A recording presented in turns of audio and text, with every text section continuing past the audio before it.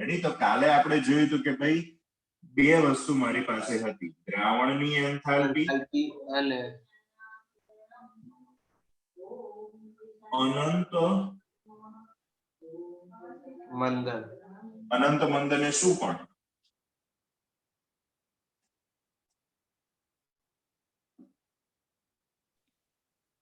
અનંત દ્રાવણની દ્રાવણની enthalpy. દ્રાવણની enthalpy બંનેમાં main તફાવત શું હતો? પહેલા બેમાં સરખું શું હતું કે કોઈ પણ પદાર્થનો 1 મોલ જેટલો જથ્થો હતો, આમાં બી 1 મોલ.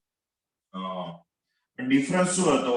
આમાં જો પહેલા આમાં 1 મોલ દ્રાવ્ય, આમાં 1 મોલ દ્રાવ્ય, આ બંને વસ્તુ સરખી બંનેમાં, પણ અલગ શું હતું કે આમાં નિશ્ચિત જથ્થાનો દ્રાવક હતું. જથ્થાનો શું હતો? દ્રાવક. દ્રાવક. તો જ્યારે અહીંયા કેટલો હતો? અનિશ્ચિત. અનંત એટલે કે અનિશ્ચિત કે અનંત, અનંત જથ્થાનો દ્રાવક હતો. બરાબર?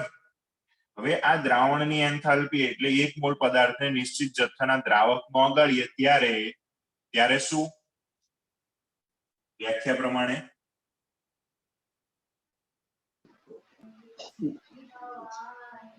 એન્થાલ્પી ફેરફાર. ત્યારનું શું કીધું આપણને? એન્થાલ્પી ફેરફાર. હવે તમને એક થોડુંક જૂનું યાદ કરાવડાવું. આયનીકરણ એન્થાલ્પી વિશે ભણ્યા હતા આપણે? ચલો, આયનીકરણ એન્થાલ્પીમાં શું હતું?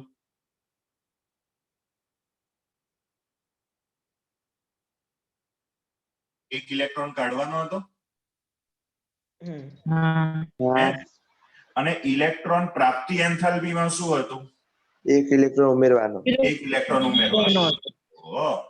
તો આ પ્રક્રિયાને આપણે આયનીકરણની પ્રક્રિયા કહેતા હતા અને આની અંદર જે એન્થાલ્પી હતી એને આપણે આયનીકરણ એન્થાલ્પી કહેતા હતા.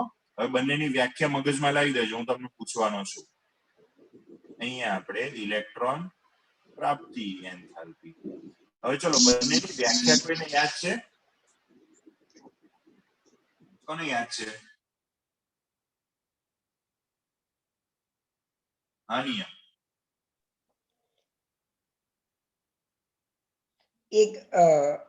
એક મોલ વાયુમય પરમાણુમાંથી 1 ઇલેક્ટ્રોન દૂર કરવા માટેની જરૂરી ઉર્જા એને આયનીકરણ એન્થાલ્પી કહેવાય. શું બોલ્યો તું? છેલ્લે શું બોલ્યો? ઇલેક્ટ્રોન દૂર કરવા જરૂરી ઉર્જા, એવું બોલ્યો ને? હા. હે ને? વ્યાખ્યા એવી જ હતી. બરાબર. હવે ઇલેક્ટ્રોન પ્રાપ્તિ એન્થાલ્પીની વ્યાખ્યા પૃથ્વીરાજ બોલતો. 1 મોલ વાયુરૂપ પરમાણુમાંથી 1 મોલ વાયુરૂપ પરમાણુમાં 1 ઇલેક્ટ્રોન ઉમેરવા માટે આપવી પડતી જરૂરી ઉર્જા. ઇલેક્ટ્રોન પ્રાપ્તિ એન્થાલ્પીની વ્યાખ્યામાં છેલ્લે આવું નતું. કોને યાદ છે છેલ્લે શું હતું? ઋણાયન બનાવે એમાં એન્થાલ્પી ફેરફાર દેખાય. ઋણાયન બનાવે પછી છેલ્લે શું હતું?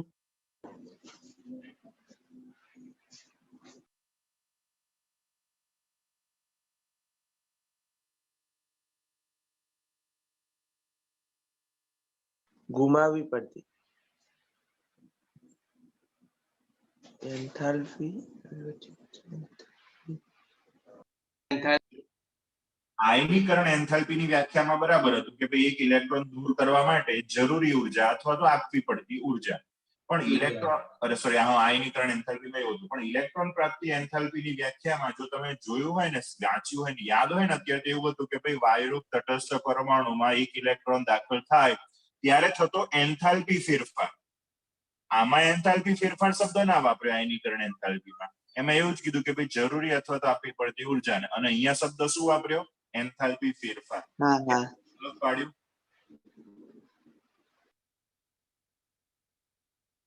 એવું કેમ અલગ પાડ્યું? બંનેમાં શબ્દ કેમ અલગ વાપર્યા? પ્રોસેસ કીધી બરાબર, ઇલેક્ટ્રોન દૂર કરવાનો અને આમાં ઇલેક્ટ્રોન ઉમેરવાનો, પણ બંનેમાં શબ્દ અલગ અલગ કેમ મૂક્યા?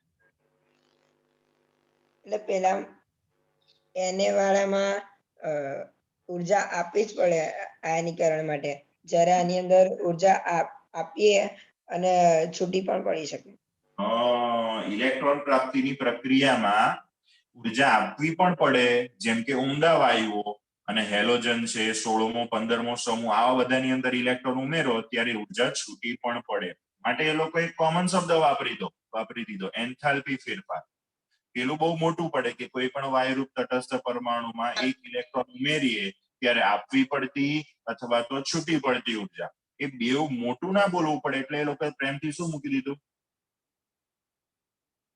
એન્થાલ્પી ફેરફાર. એન્થાલ્પી ફેરફાર એટલે એન્થાલ્પી ફેરફારનો મીનિંગ શું અહીંયા એન્થાલ્પી ફેરફાર શબ્દ આવે એટલે ઉર્જા ઉમેરી પણ શકવી પડે અને ઉર્જા દૂર પણ થતી હોય તો મારે અહીંયા એ સમજાવવું છે કે અહીંયા આ લોકોએ કયો શબ્દ વાપરેલો છે દ્રાવણની એન્થાલ્પી અથવા તો અનંત મંદને દ્રાવણની એન્થાલ્પીમાં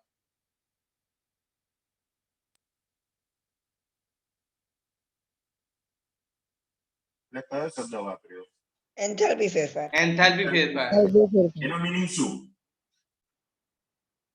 ઉર્જા આપવી પણ ઉર્જા આપવી પણ પડે અને છૂટવી પણ પડે. મતલબ કે એક મૂળ દ્રાવ્યને નિશ્ચિત જથ્થાના દ્રાવકમાં અથવા તો અનંત જથ્થાના દ્રાવકમાં જ્યારે પણ આપણે દ્રાવ્ય કરીએ છીએ ત્યારે ઉર્જા એને આપવી પણ પડતી હોય એટલે કે ઉષ્મા શોષક પ્રક્રિયા પણ હોય અથવા તો ઉષ્માક્ષેપક પ્રક્રિયા એટલે ઉર્જા છૂટી પણ પડતી હોય કાલે મેં તમને ઉદાહરણ આપ્યું હતું કે ભાઈ ખાંડ મીઠું, આવા બધા પદાર્થોને તમારે પાણીમાં ઉમેરવા તો તમે એને ઉર્જા આપો તો એ વધારે ઓગળે તમને પણ અનુભવ હશે મતલબ કે આવા પદાર્થોને પાણીમાં ઓગાળવાની જે પ્રક્રિયા છે એ ઉષ્મા શોષક પ્રક્રિયા છે જ્યારે ચૂનો એવા બધા કોઈ પદાર્થો છે એને પાણીમાં ઓગાળવાની પ્રક્રિયા ઉષ્મા ક્ષેપક છે એટલે ઉર્જા છૂટી પડતી હોય છે માટે આ દ્રાવણની કે અનંત મંદને દ્રાવણની એન્થાલ્પી એ ઉષ્મા શોષક કે ક્ષેપક પ્રક્રિયા હોઈ શકે આવું થવાનું કારણ શું એ ખ્યાલ છે તમને નથી ખ્યાલ કાલે આપણે એક વિડિયો જોયો તો એ કોઈ સમજાવી શકે એમાં શું જોયું હતું એ વિડિયોમાં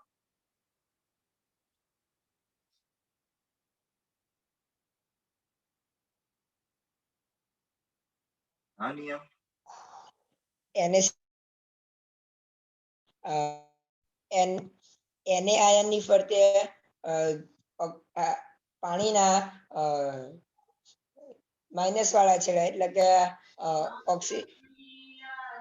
ઓક્સિજન વાળા છેડા એ એની તરફ એને પોતાની તરફ ખેંચી લીધો અને એ બે આકર્ષાયેલા રહ્યા જ્યારે બીજી બાજુ ક્લોરીન જોડે હાઇડ્રોજન વાળા છેડા એની ફરતે ગોઠવાઈ ગયા બરાબર જેમ કે મારો આયનિક પદાર્થ આ રીતનો છે Na+Cl- Na+Cl- બરાબર આકર્ષે છે ચલો આ એનું નાનું બંધારણ દોરું છું મીઠાનું ઓકે હવે આ પદાર્થને જ્યારે પાણીમાં ઓગાળીશ ને ત્યારે બે પ્રક્રિયા થશે પહેલી તો એમાં રહેલા ધન આયન અને ઋણ આયન છૂટા પડશે એમાં રહેલા ધન આયન અને ઋણ આયન છૂટા પડશે આ પહેલી વસ્તુ હવે ધન આયન અને ઋણ આયનને છૂટા પાડવા કોઈ પણ ઘન સ્વરૂપના આયનિક પદાર્થમાંથી એના ઘટક આયનોને છૂટા પાડવા એ પ્રક્રિયાને શું કહેવાય અથવા તો એને માટે જે ઉર્જા આપવી પડે એને શું કહેવાય યાદ છે કોઈને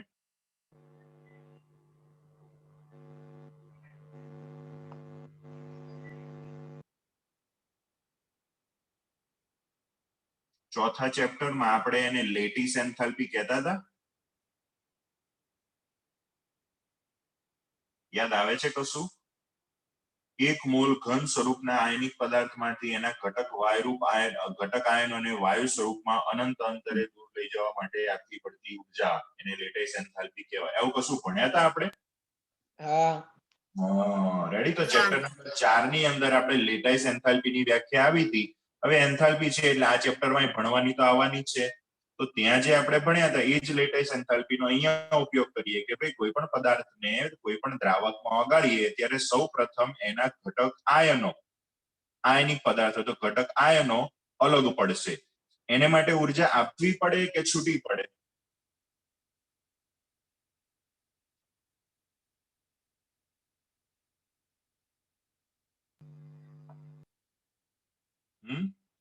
આપવી પડે કે છૂટી પડે બંને થાય આપવી પડે અમુક અને છૂટી પણ પડે ઓકે ચલો બીજા કોઈ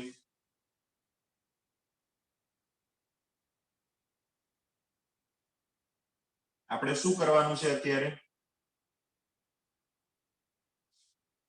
આપવી પડે સર. આપવી જ પડે કે છૂટી પણ પડે? આપવી જ પડે. કેમ એવું?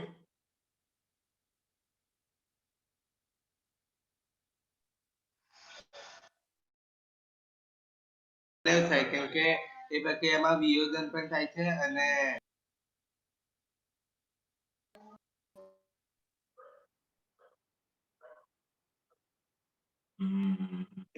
ઉર્જા આપવી પડે. ઓલવેઝ આપવી જ પડે કે છૂટી પણ પડે? આપવી પડે.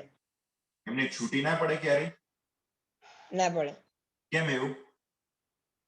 કેમ કે આપણે પ્લસ અને માઇનસ એ એના પ્લસ માઇનસ વચ્ચે જે કુલંબિક આકર્ષણ બળ કહેવાય એને અને એ પ્રબળ હોય એને તોડવા માટે એને તોડવું છે આપણે અને એકબીજાની દૂર લઈ જવું છે તો એના માટે ઉર્જાની આપણને જરૂર પડે તો એને ઉર્જા આપણે આપવી પડે. રેડી? અહીંયા આપણી પાસે આ આયનિક ઘન પદાર્થ છે. આયનિક ઘન પદાર્થ એટલે શું? તો કે ધન અને ઋણ આયનો અને એમની વચ્ચે કુલંબિક આકર્ષણ બળો હોય. એ આકર્ષણને આપણે તોડવું હોય એટલે અહીંયા કુલંબિક આકર્ષણ બળ એ એક જાતનો આયનિક બંધ જ કહેવાય. આપણે આગળ સહસંયોજક બંધને તોડતા હતા, અહીંયા આપણે આયનિક બંધને તોડવાનું છે. તો આયનિક બંધ તોડવો હોય તો ઉર્જા ઓલવેઝ આપવી જ પડે. માટે કોઈ પણ પદાર્થની લેટાઇસ એન્થાલ્પી નું મૂલ્ય હંમેશા કેવું હશે? ધન હશે. રેડી? લેટાઇસ એન્થાલ્પી નું મૂલ્ય કેટલું હશે? ઓલવેઝ ધન હશે. તો આપણે આ પદાર્થને પાણીમાં ઓગાળીએ છીએ એટલે પહેલી પ્રોસેસ કઈ કરી? એના ધન અને ઋણ આયનોને છૂટા પાડ્યા. એ ધન અને ઋણ આયનો છૂટા પડ્યા પછી શું થશે? તો કાલે વિડીયોમાં જોયું હતું, નિયમે હમણાં કીધું એ પ્રમાણે પાણીના અણુઓ કે જેમાં ઓક્સિજન અને હાઇડ્રોજન, એમાં ઓક્સિજન હશે આંશિક ઋણ અને હાઇડ્રોજન વાળો છેડો હશે આંશિક ધન. તો ધન આયનની આજુબાજુ પાણીના અણુઓ, ઓક્સિજન એની બાજુ રહે અને હાઇડ્રોજન બહારની બાજુ રહે, એ રીતે બધા પાણીના અણુ ગોઠવાશે. અને આ રીતે જે પાણીના અણુ ગોઠવાવા એને આપણે કાલે કયો શબ્દ વાપર્યો હતો? જલીયકરણ. જલીયકરણ. જલય આપણે અત્યારે ચર્ચા દ્રાવક પાણી છે રીતે કરીએ છીએ એટલે આપણે જલીયકરણ કીધું. જો દ્રાવક તરીકે બીજું કોઈ પણ હોય તો મારે કોમન શબ્દ વાપરવો પડે, દ્રાવક યોજન. દ્રાવક તરીકે પાણી હોય તો જળ યોજન અથવા તો જલીયકરણ. તો આપણા ધન આયનની આજુબાજુ પાણીના અણુ ગોઠવાય એટલું નહીં, ઋણ આયનની આજુબાજુ પણ પાણીના અણુ ગોઠવાય. પરંતુ ઋણ આયનની આજુબાજુ પાણીનો ધન છેડો એટલે કે હાઇડ્રોજન વાળો છેડો ગોઠવાશે. આ રીતે પાણીનો અણુ ગોઠવાશે.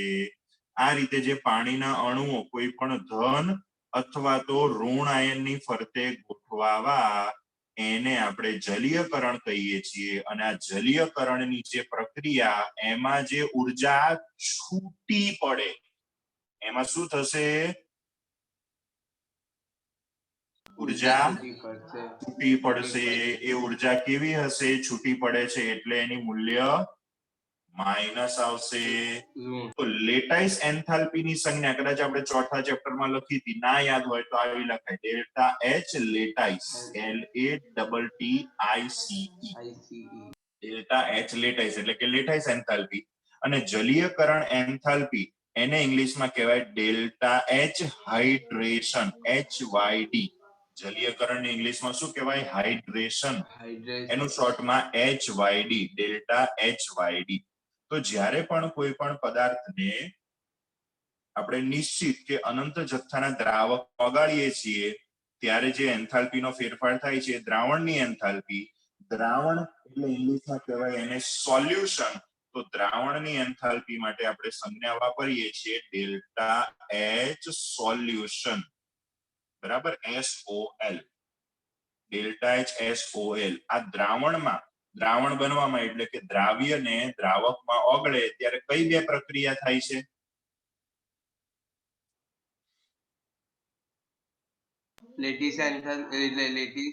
એટલે પહેલા બે ધન અને ઋણ આયનો છૂટા પડે, એને માટે જે ઉર્જા આપવી પડે ડેલ્ટા એચ લેટાઇસ. અને બીજું શું થાય? જલયીકરણ. એની ફરતે પાણીના અણુ ગોઠવાય. ફરતે પાણી અથવા તો દ્રાવકના અણુ ગોઠવાય જેને આપણે દ્રાવક યોજન અથવા તો જલીયકરણ કહીએ છીએ. લેટાઇસ મતલબ કે આયનો છૂટા પડે એના માટે જે ઉર્જા આપવી પડે લેટાઇસ એન્થાલ્પી, જલીયકરણ થાય ત્યારે જે ઉર્જા છૂટી પડે એ જલીયકરણ એન્થાલ્પી. તો મારે એવું કહેવાય કે કોઈ પણ પદાર્થને પાણીમાં ઓગાળવામાં આવે ત્યારે થતો એન્થાલ્પી ફેરફાર એટલે કે delta H solution is equal to delta H lattice, શોર્ટમાં લખું છું, પ્લસ ડેલ્ટા એચ હાઇડ્રેશન. આવું લખાય મારે? હા રેડી? મતલબ કે આપણી જે એન્થાલ્પીનો ફેરફાર છે અત્યારે જે આપણે દ્રાવણની એન્થાલ્પી ભણીએ છીએ એ દ્રાવણની એન્થાલ્પી એકચ્યુઅલી આ બે એન્થાલ્પીઓનો સરવાળો છે. આટલું ક્લિયર થયું?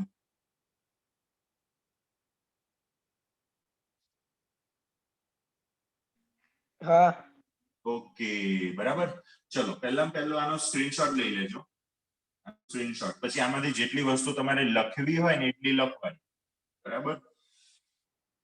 ઓકે, ચલો હવે સમજો. બે ઉદાહરણથી આપણે સમજીએ. આપણી પાસે સૂત્ર આપણને શું મળ્યું કે ડેલ્ટા એચ સોલ. ડેલ્ટા એચ સોલ એટલે શું? દ્રાવણની એન્થાલ્પી. દ્રાવણની એન્થાલ્પી એ કોનો સરવાળો છે? લેટિસ એન્થાલ્પી અને જલીયકરણ એન્થાલ્પી. લેટિસ એન્થાલ્પી એટલે delta H lattice. Lattice enthalpy plus બીજી કઈ એન્થાલ્પી? જલીયકરણ. જલીયકરણ. જલીયકરણ એન્થાલ્પી આ બંનેનો સરવાળો છે. બરાબર?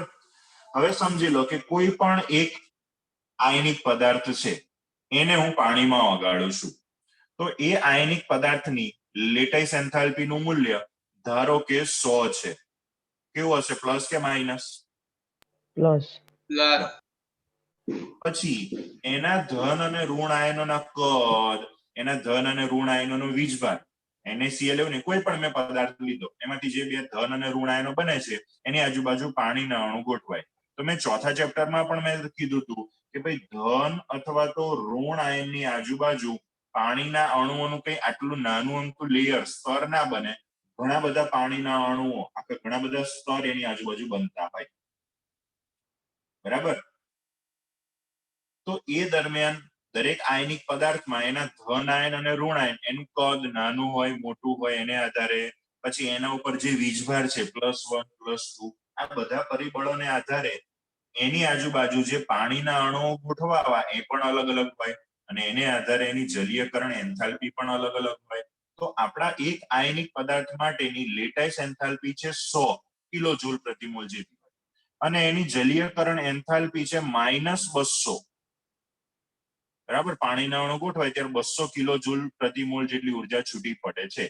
તો મારી એ પદાર્થને દ્રાવકમાં ઓગાળવાની જે દ્રાવણની એન્થાલ્પી છે એનું મૂલ્ય કેટલું થશે?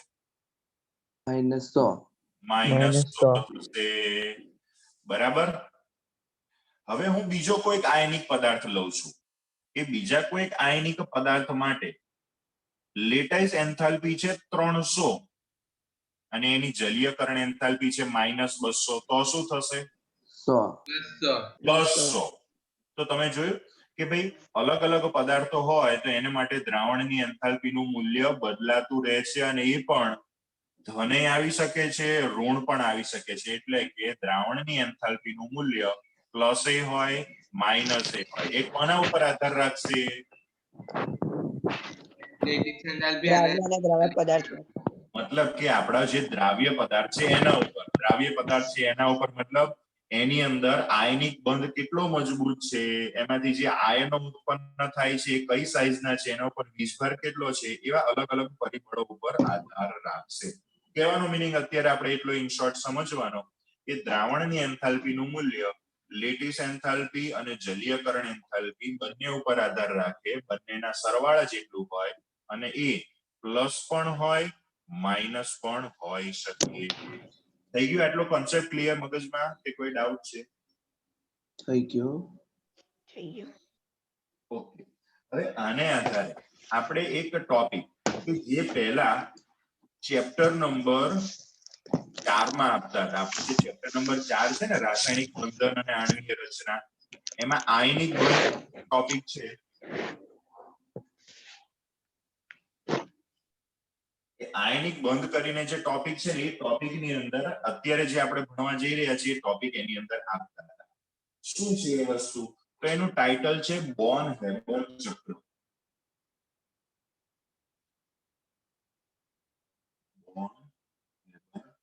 ચક્ર પહેલા આપણે ચોથા ચેપ્ટરમાં કેવી રીતે આપતા હતા, શેને માટે આપતા હતા એ સમજીએ, પછી એનો અહીંયા આપણે ઉપયોગ કરવાનો છે. ચોથા ચેપ્ટરમાં પહેલા આપતા હતા શેને માટે, પદાર્થના કેવી રીતે થતી હોય, એની એન્થાલ્પીનું મૂલ્ય કેવી રીતે મેળવવામાં આવે એને માટે ચર્ચા કરતા હતા. તો હવે આયનિક પદાર્થ માટે હું પર્ટિક્યુલર ચર્ચા કરું કે ભાઈ મારે NaCl ની સર્જન એન્થાલ્પી જોઈએ છે. NaCl કયા સ્વરૂપમાં હોય? ઘન સ્વરૂપમાં હોય. આની મારે સર્જન એન્થાલ્પીનું મૂલ્ય જોઈએ છે ડેલ્ટા HF0. તો ચલો સર્જન એન્થાલ્પીની વ્યાખ્યા પ્રમાણે પ્રક્રિયા શું બનશે?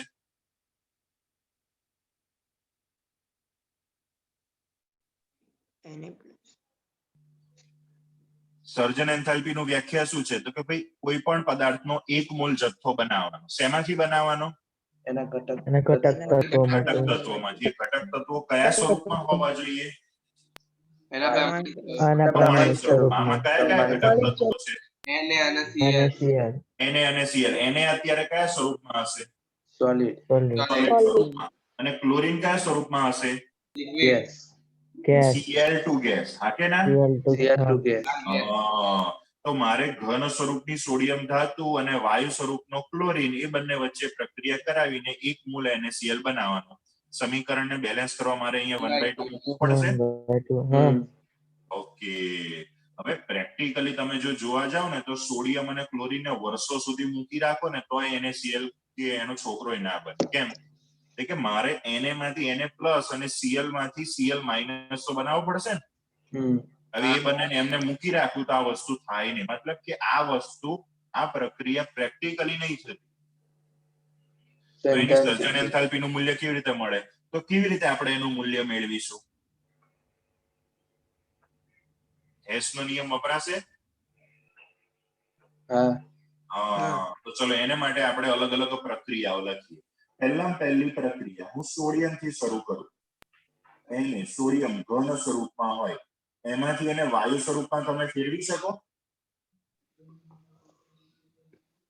એટલે હા કે ના?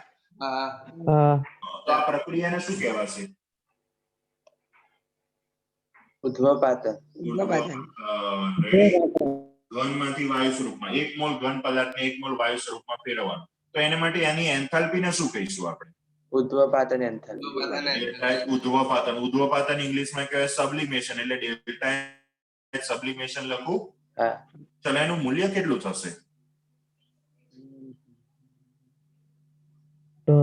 યાદ હોય છે ને, આ થિયરી બધા બહુ ઇમ્પોર્ટન્ટ હતી ત્યારે. તો બોર્ડની એક્ઝામ હતી 11મા ધોરણમાં, એટલે બધા કમ્પલસરી આ વેલ્યુ ગોખતા અને મોસ્ટ ઇમ્પોર્ટન્ટ હતું બોર્ન હેબર ચક્ર 4 માર્કમાં.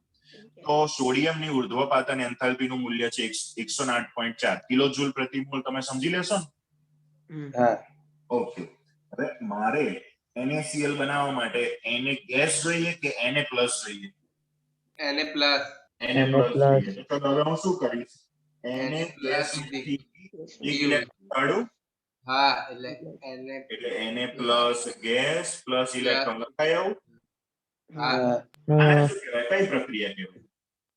આયનીકરણ. આયનીકરણની પ્રક્રિયા. અને આ સોડિયમની આયનીકરણ એન્થાલ્પીનું મૂલ્ય ખબર છે?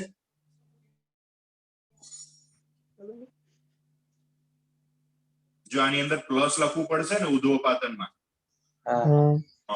ચલો આયનીકરણ એન્થાલ્પીનું મૂલ્ય ખબર છે? 496. આપણે ગણતા હતા આપણે 496. બીજા ચેપ્ટરમાં ગણ્યું હતું. ત્યારે આપણને આયનીકરણ ખબર નથી, પરંતુ પરમાણુનું બંધારણ ચેપ્ટરમાં આપણે ફોટો ઇલેક્ટ્રિક અસરમાં ગણ્યું. વાંધો નહીં. 496 ઉર્જા આપવી પડશે કે છૂટી પડશે? આપવી પડશે. આયનીકરણ ઇલેક્ટ્રોન કાઢવાનું છે. ચલો NaCl બનાવવા માટે Na+ આવી ગયો.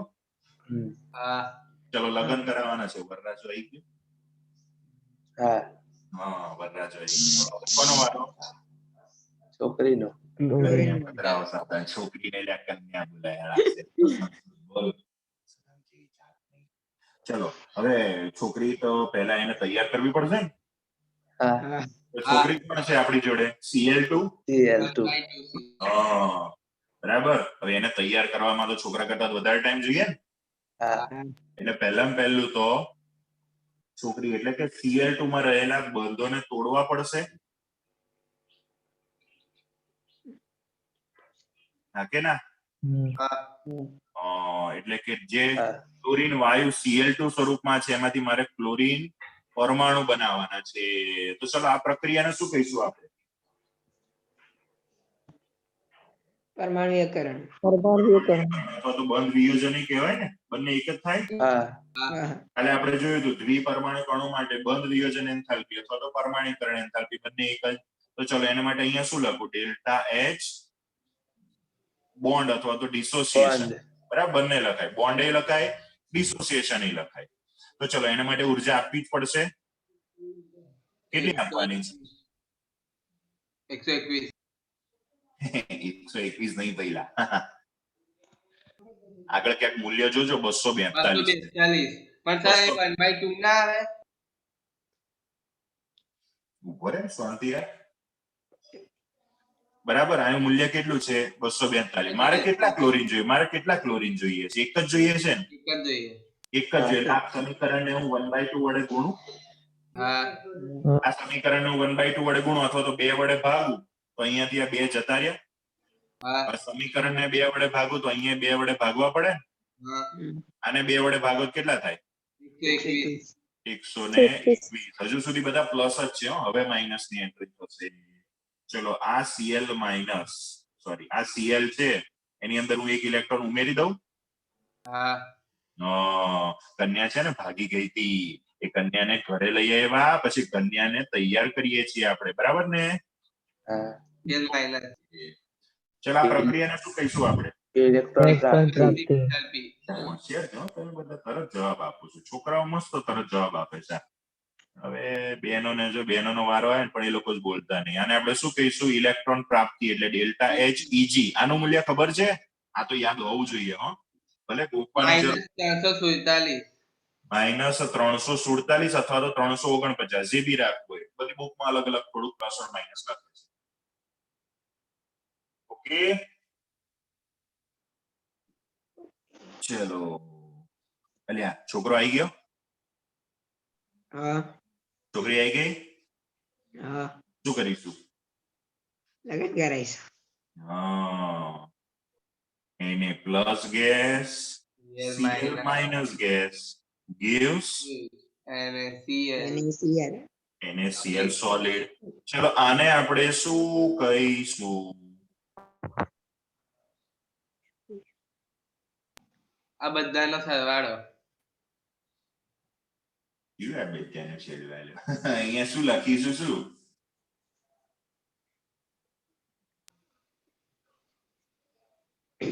લેટિસ લેટિસ લખવું હોય ને તો લખી શકાય. એકચ્યુઅલી લેટિસ કરતા ઊંધી પ્રક્રિયા છે. NaCl સોલિડ માંથી Na પ્લસ ગેસ અને Cl માઇનસ ગેસ અલગ પાડવાને એ પ્રક્રિયાને આપણે એમાં જે ઉર્જા આપવી પડે એને લેટાઇસ એન્થાલ્પી કહીએ. હવે બંને ભેગા થાય છે એટલે બંધ બને છે. એટલે આપણે આને બંધ એન્થાલ્પી પણ સર્જન એન્થાલ્પી નહીં કહેવાય. બરાબર, પણ અત્યારે આપણે શબ્દ વાપરીએ લેટાઇસ એન્થાલ્પી. હવે એક વસ્તુ સમજો, NaCl ને તોડું તો Na પ્લસ અને Cl માઇનસ બને. હા તો એને માટે મારે ઉર્જા આપવી પડે. એનાથી ઊંધું Na પ્લસ અને Cl માઇનસ જોડાઈ અને NaCl બને છે ત્યારે ઉર્જા છૂટી પડે. છૂટી પડે. કેટલી ઉર્જા છૂટી પડે છે? તો કે -786 મૂલ્ય મળે છે. -88, 86, 88 બધા અલગ અલગ હોય છે. બરાબર. આને આપણે શું કહીએ ભાઈ? બંધ સર્જન એવું અહીંયા લખી દઈએ અથવા તો લેટાઇસ. પણ અહીંયા પ્રક્રિયાનું નામ છે એટલે આપણે બંધ સર્જન લખીએ. થઈ ગયું? ચલો હવે જોજો, બોલવાનું છે તમારે. Na ગેસ ગોય. ચલો Cl ગેસ ગોયા ઇલેક્ટ્રોન ગોયા ગોયા Na+, Cl માઇનસ એ ગયા ગોયા. વધ્યું શું? Na સોલિડ 1/2 Cl2 અને જમણી બાજુ NaCl સોલિડ. બની ગયા સમીકરણ. આ સમીકરણ કેવી રીતે બની? આ બધાના સરવાળાથી. હા આ સમીકરણની જે એન્થાલ્પી પ્રક્રિયા એન્થાલ્પી કે જે એક જાતની NaCl ની સર્જન એન્થાલ્પી છે એ શું છે? આ બધાનો સરવાળો હા કરો તો કેટલું મૂલ્ય આવે છે? ચેક કરી મને કહો તો કેલ્ક્યુલેટરમાં.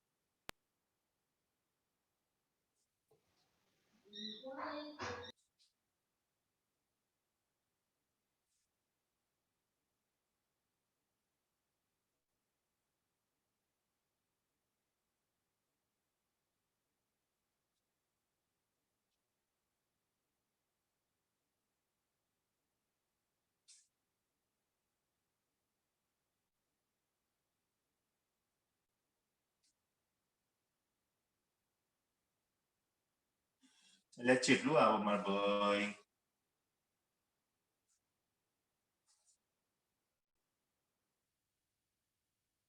ઓય કેટલું આવે છે? ગણતરી નહીં આવડતી. એ રામ, હાય રે હાય. પણ ઢાંકણી પાણી લઈને તો મરો.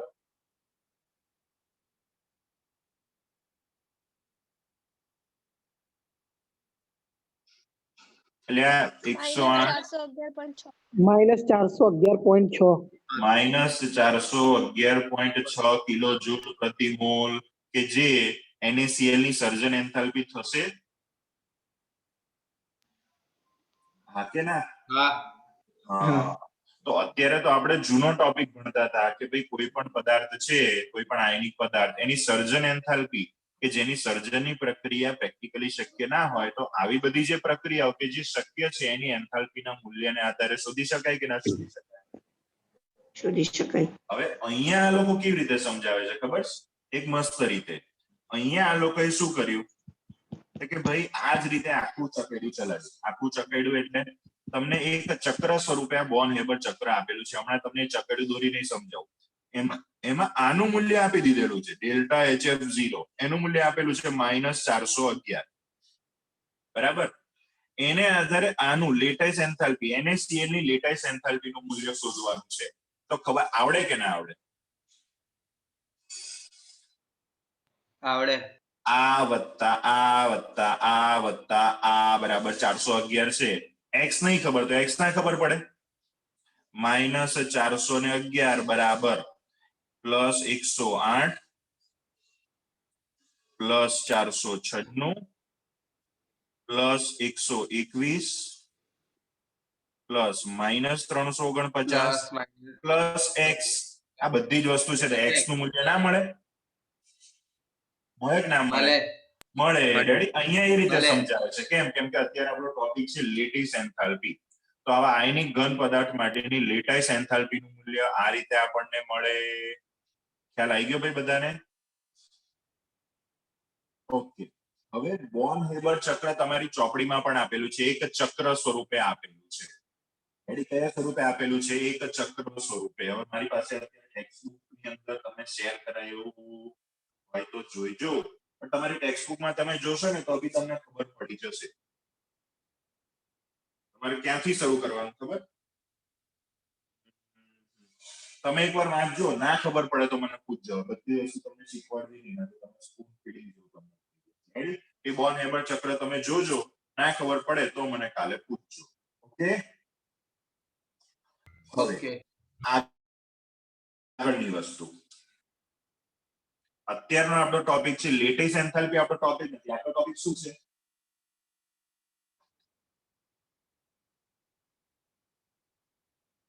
આપણો ટોપિક શું છે? દ્રાવણની એન્થાલ્પી. દ્રાવણની એન્થાલ્પી. એ શું છે દ્રાવણની એન્થાલ્પી? લેટિસ એન્થાલ્પી નો વત્તા જલીયકરણ. એનો સરવાળો છે ને. NaCl ની લેટાઇસ એન્થાલ્પી કેટલી?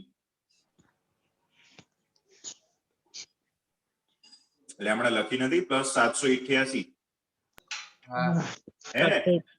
હવે NaCl ની જલીયકરણ એન્થાલ્પી એટલે કે જે પેલા ધન અને ઋણ આયનો છૂટા પડે ને એની આજુબાજુ પાણીના અણુ ગોઠવાય એટલે કે 1 મોલ NaCl માંથી 1 મોલ Na+ અને 1 મોલ Cl- આયનો ઘણા બધા Na+ આયનો ઘણા બધા Cl- આયનો છૂટા પડે એ બધાની આજુબાજુ પાણીના અણુ ગોઠવાય ત્યારે જે ટોટલ ઉર્જા છૂટી પડે એ ચેક કર્યું ને તો કેટલું મળ્યું તો કે -784 કિલો જૂલ પ્રતિ બરાબર આ યાદ રાખવાનું તો NaCl ની લેટેસ્ટ એન્થાલ્પી 788 પ્લસ અને જલીયકરણ એન્થાલ્પી -784 છે માટે જવાબ કેટલો આવશે 4 +4 પ્લસ કે minus plus plus 4 4 kilo joule પ્રતિ મોલ મતલબ કે હું 1 મોલ NaCl ને પાણીમાં ઓગાળું તો કેટલી ઉર્જા મારે આપવી પડે 4 kilo 4 joule kilo joule 4 kilo joule જેટલી ઉર્જા આપો હવે આ 4 કિલો જૂલ છે ને અત્યારે શિયાળાની ઠંડીમાં પેલાને મળી રહે રેડી એટલે NaCl સરળતાથી પાણીમાં દ્રાવ્ય થઈ જાય આ કે ના હા પણ જો કોઈક પદાર્થ એવો છે કે એની લેટાઈસ એન્થાલ્પી અને જલીયકરણ એન્થાલ્પીનો સરવાળો કરતા મળતી ઉર્જા ઘણી બધી વધારે છે કોઈકમાં 100 કિલો જૂલ પ્રતિ મોલ છે અથવા તો કોઈક માટે 1000 કિલો જૂલ આની વાત કરું છું આ બંનેની નહીં આ બંનેનો સરવાળો કર્યા પછી આટલી વેલ્યુ આવે છે ધેટ મીન્સ 1 મોલ એ પદાર્થને ઓગાળવા માટે 100 કે 200 1000 કિલો જૂલ ઉર્જા આપવી પડે છે ધેટ મીન્સ એ પદાર્થને જો પાણીમાં મારે ઓગાળવો હશે તો શું કરવો પડશે ગરમ કરવો જ પડશે NaCl મીઠું તો નોર્મલ કન્ડિશનમાં ઓગળી જશે પણ એ પદાર્થને ગરમ કરીશ ને ત્યારે જ ઓગળી જશે એને બદલે કોઈક માટે આ મૂલ્ય આવું છે તો ઠંડો પાડવો પડશે ઠંડુ પાડવું પડશે ઠંડુ પાડવું પડશે મતલબ કે એને જ્યારે પાણીમાં ઓગળીશ ત્યારે શું થશે ઉર્જા છૂટી પડશે બહુ બધી ઉર્જાશાળી છૂટી પડશે ખ્યાલ આવી ગયો આ દ્રાવણની એન્થાલ્પી હા Okay, chalo, thank you very much. Now our next enthalpy, and with this topic we are going to end the discussion about the enthalpy as well as the first law of thermodynamics. અત્યારે આપણે બધું શું ચાલે છે main enthalpy કેમ કે પ્રક્રિયા કોઈ પણ હોય એની બાજુમાં તમને ક્યારે ડેલ્ટા યુ નું ઉષ્માનું કાર્યનું આ કશાયનું મૂલ્ય આપણને આપશે નહીં આપણને મૂલ્ય શેનું આપેલું હશે ડેલ્ટા H નું મૂલ્ય આપેલું હશે એ બધા માટેનું આપણે ડિસ્કશન કર્યું અને આ ડિસ્કશન ઉષ્માગતિશાસ્ત્રના પ્રથમ નિયમ પર આધારિત હતું બરાબર ડેલ્ટા U = Q + W પણ ડેલ્ટા U પરથી આપણે જતા રહ્યા ડેલ્ટા H ઉપર હવે જે છેલ્લી એન્થાલ્પી છે મંદનની એન્થાલ્પી શેની એન્થાલ્પી છે મંદન એન્થાલ્પી એટલે શું મંદન એટલે દ્રાવકનો જથ્થો વધારવો જેમ કે મારી પાસે NaCl છે આ શું છે આ શું બતાવે એકવીસ જલીય દ્રાવણ જલીય સ્વરૂપનું NaCl નું જલીય દ્રાવણ મીઠાને મેં પાણીમાં ઓગાળેલું છે હવે એની અંદર હું થોડુંક પાણી વધારે નાખું તો શું થાય મંદ થઈ મંદ થઈ જાય તો NaCl પાણીમાં ઓગળે ત્યારે તો ઉર્જા છૂટી પડે જ છે પરંતુ થોડું વધારે પાણી પણ અંદર ઉમેરવામાં આવે ત્યારે પણ જે ઉર્જા છૂટી પડે એને આપણે શું કહીશું